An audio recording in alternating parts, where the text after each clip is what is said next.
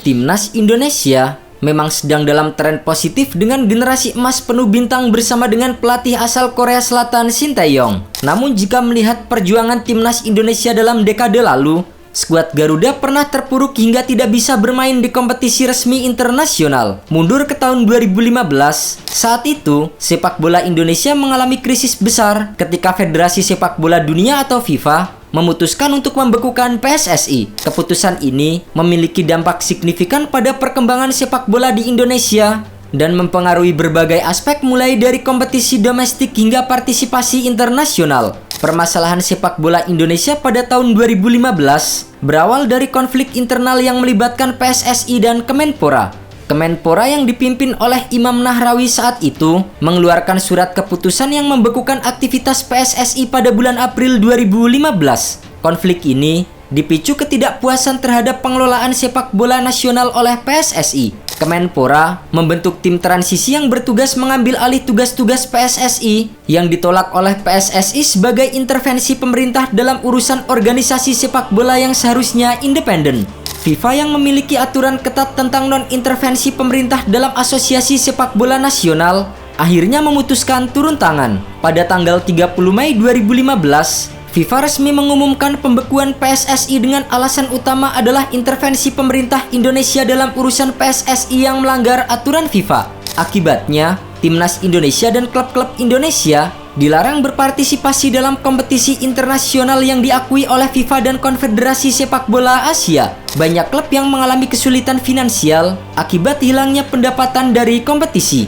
Setelah melalui berbagai upaya mediasi dan negosiasi, akhirnya pada 13 Mei 2016, FIFA mencabut pembekuan terhadap PSSI. Pencabutan ini dilakukan setelah pemerintah Indonesia dan PSSI mencapai kesepakatan untuk menyelesaikan konflik dan memastikan tidak ada lagi intervensi pemerintah dalam urusan sepak bola nasional. Semenjak saat itu, Timnas Indonesia dan juga PSSI mencoba membangun kembali persepak bolaan di tanah air. Namun, butuh waktu bertahun-tahun bagi PSSI yang dulunya dianggap sebagai organisasi yang kurang memperdulikan sepak bola Indonesia menjadi PSSI yang lebih baik seperti saat ini. Kedatangan pelatih sekelas Shin Tae-yong dan juga penunjukan Erick Thohir sebagai Ketua Umum PSSI menjadi titik balik kebangkitan Timnas Indonesia. Semenjak berada di bawah kendali Erick Thohir, sepak bola Indonesia terus mengalami perkembangan, baik di level Timnas maupun Liga 1. Proyek naturalisasi pemain keturunan Grade A juga telah mengantarkan Indonesia mencatatkan berbagai sejarah, seperti lolos ke babak 16 besar Piala Asia hingga tampil di babak 3 kualifikasi Piala Dunia. Sementara itu, di Liga 1 Indonesia, kini tidak ada lagi keputusan-keputusan kontroversi wasit yang sebelumnya sering terjadi.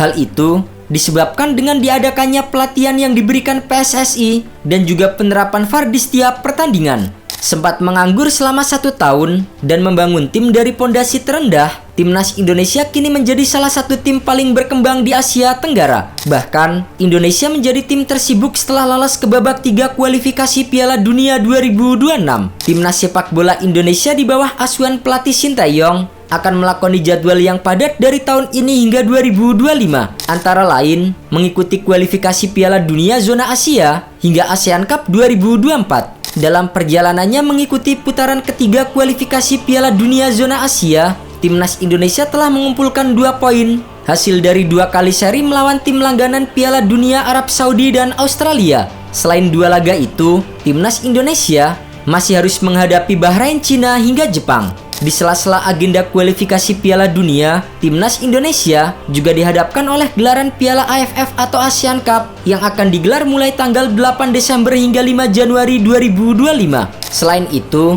PSSI era Erick Thohir juga telah melakukan berbagai kerjasama dengan federasi sepak bola negara lain seperti JFA dari Jepang, DFB dari Jerman, hingga yang terbaru adalah KNVB dari Belanda. PSSI kedatangan tamu istimewa yaitu Federasi Sepak Bola Belanda pada tengah pekan lalu.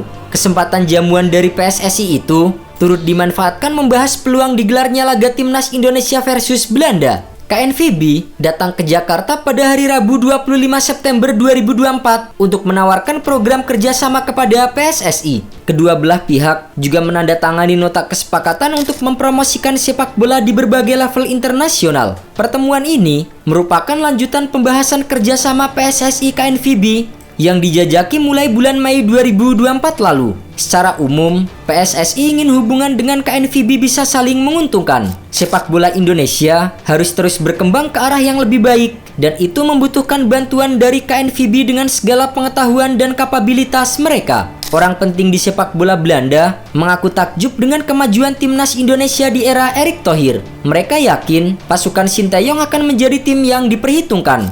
Timnas Indonesia di bawah kepemimpinan Ketua Umum PSSI Erick Thohir memang mengalami kemajuan yang cukup signifikan. Dengan cara menaturalisasi sejumlah pemain keturunan seperti Jay Ijes, skuad Garuda berhasil menorehkan sejumlah prestasi.